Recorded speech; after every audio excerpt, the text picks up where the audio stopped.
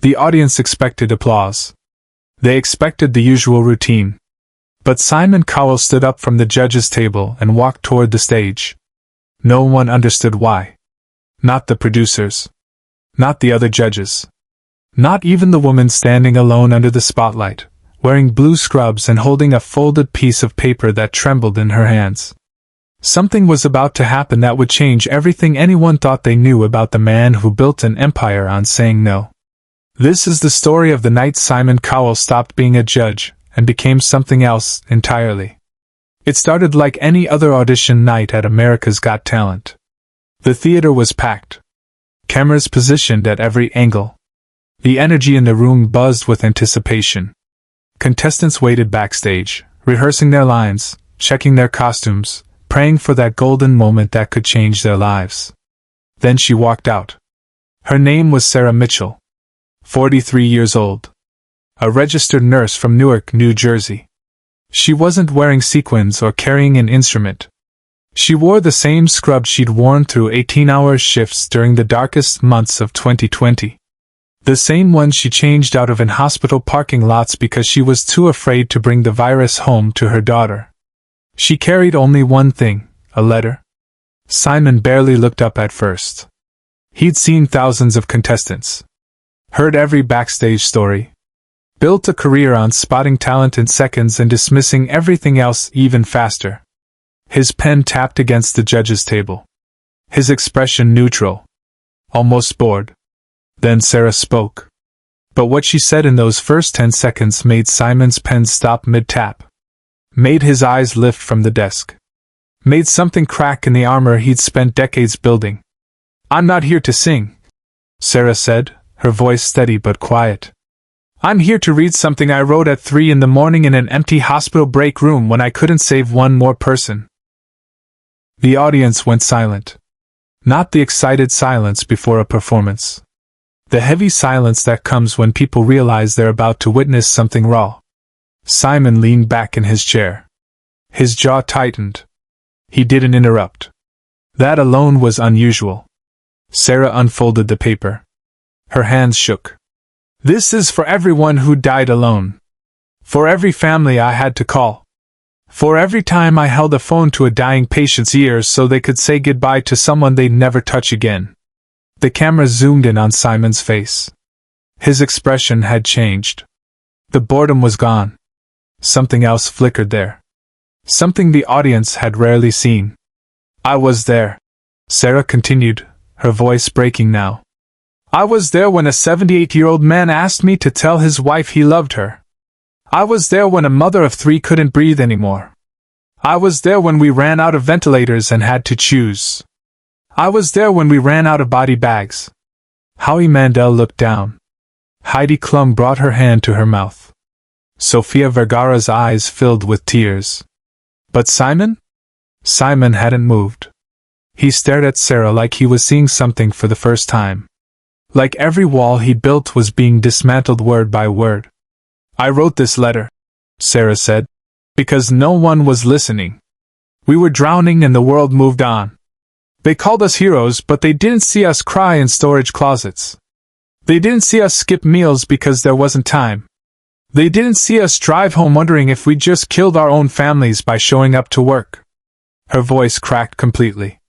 She looked down at the letter, tears falling onto the paper, smudging the ink she'd written by flashlight during a power outage in the ICU. And that's when Simon Cowell did something no one in that theater had ever seen him do. He stopped the show. He stood up. Not to walk off. Not in frustration. He stood up and started walking toward the stage. Slowly. Deliberately. The entire audience held its breath. Producers backstage were frantically speaking into headsets, asking if they should cut to commercial, wondering if something was wrong. Subscribe now because what happens next will show you a side of Simon Cowell the world thought didn't exist. Simon reached the edge of the stage. Sarah looked up, confused. Terrified. She thought she'd done something wrong. That she'd broken some unspoken rule. That he was coming to stop her. But he didn't stop her. He climbed onto the stage. Something he never did during auditions. something that violated every protocol the show had established over 15 years. Security hesitated. Producers watched in stunned silence through monitors. The other judges exchanged glances but said nothing. Simon walked right up to Sarah. Not as a judge. Not as a television personality. As a human being standing in front of another human being who'd been through hell. "May I?"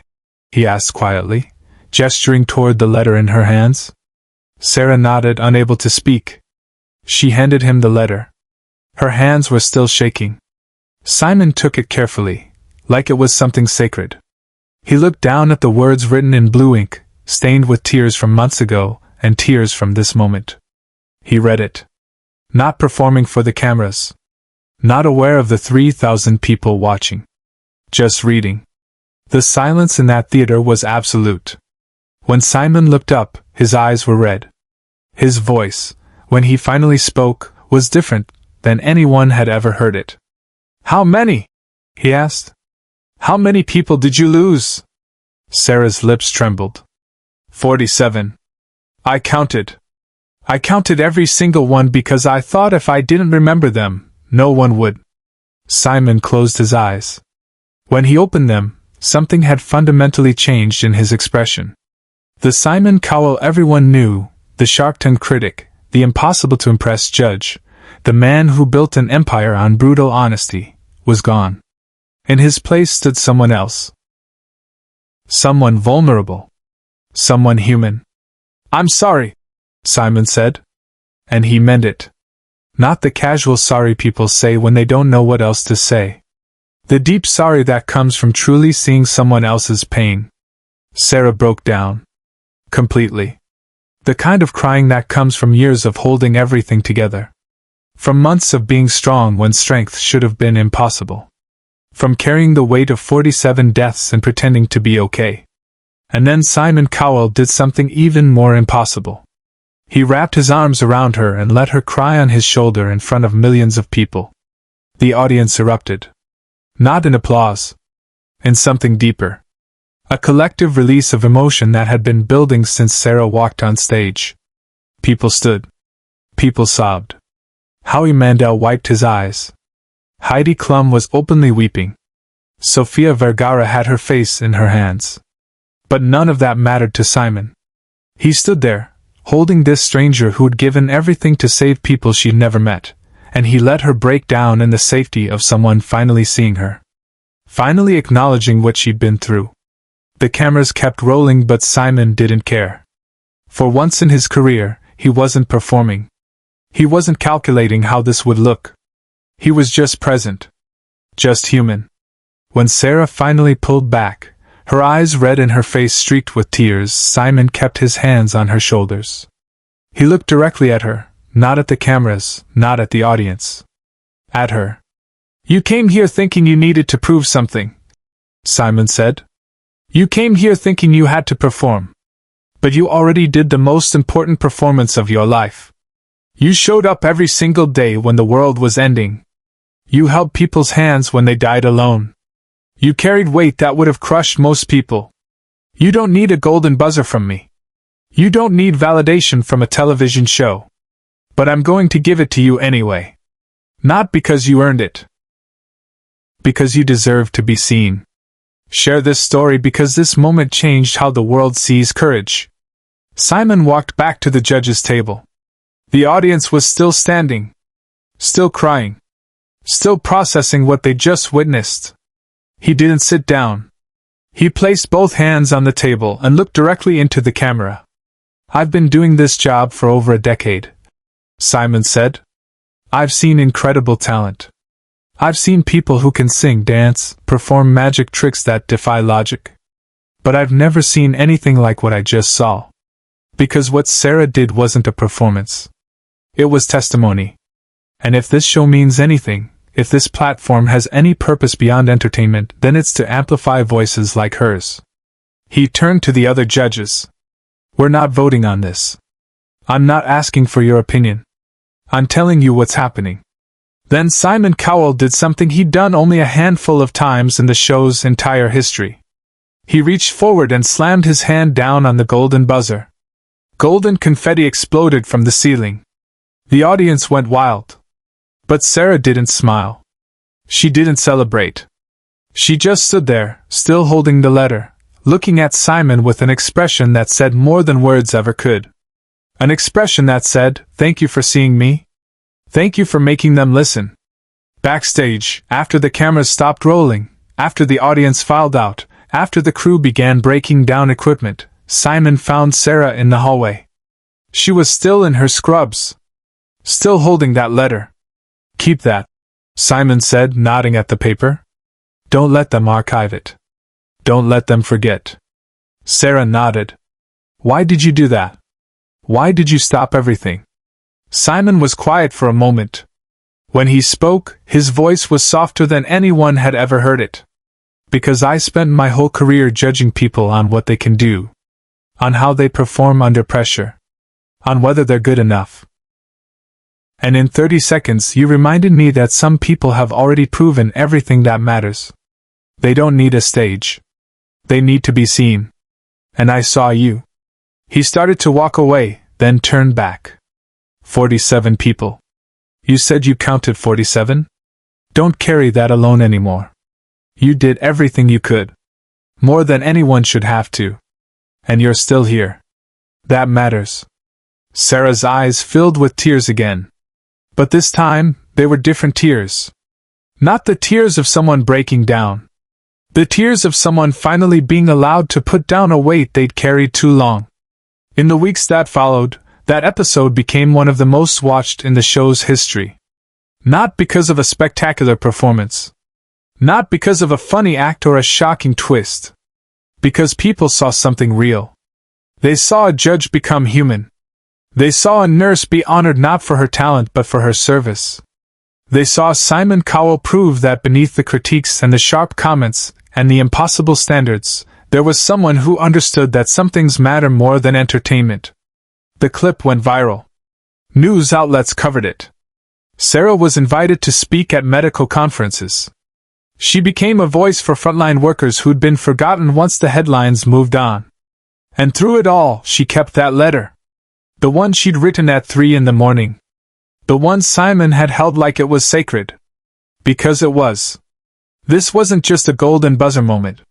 It wasn't just a touching scene on a reality show. It was the night that Simon Cowell showed the world that the hardest heart could still break open. That the toughest critic could still be moved. That even someone who'd built an empire on judgment could choose compassion instead. And maybe, just maybe, that's the performance that mattered most. But there's more to this story. Something that happened months later that proved this moment wasn't just television magic. It was real change. Simon Cowell started a foundation. He didn't announce it with press releases or photo opportunities. He did it quietly, the way someone does something when they actually care. The Simon Cowell Healthcare Workers Fund. It provided mental health services, scholarships, and financial support to frontline workers who'd sacrificed everything during the pandemic. When asked about it in an interview 6 months later, Simon was characteristically brief. "I spent 20 years judging people on stages. Sarah taught me that the real performers are the ones we never see. The ones who show up when everything's falling apart. They don't need my critique. They need support. So that's what I'm doing." But perhaps the most profound change wasn't the foundation. It was what happened to Simon himself. Crew members noticed it first. The sharp edges softened. The quick dismissals became patient listening. He still had standards. Still demanded excellence. But now there was something else beneath it. An understanding that everyone carrying dreams onto that stage was also carrying invisible weight. And sometimes, the bravest thing wasn't performing. It was showing up at all. One production assistant later recalled. After Sarah, Simon would sometimes stop between auditions and ask contestants if they were okay. Really ask? Not for the cameras.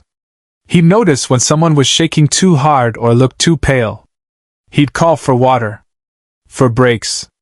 He became protective in a way we'd never seen before. Sarah Mitchell never became a household name. She didn't want to. She returned to nursing. But she kept speaking. Kept advocating. And whenever someone asked her about that night on America's Got Talent, she'd say the same thing.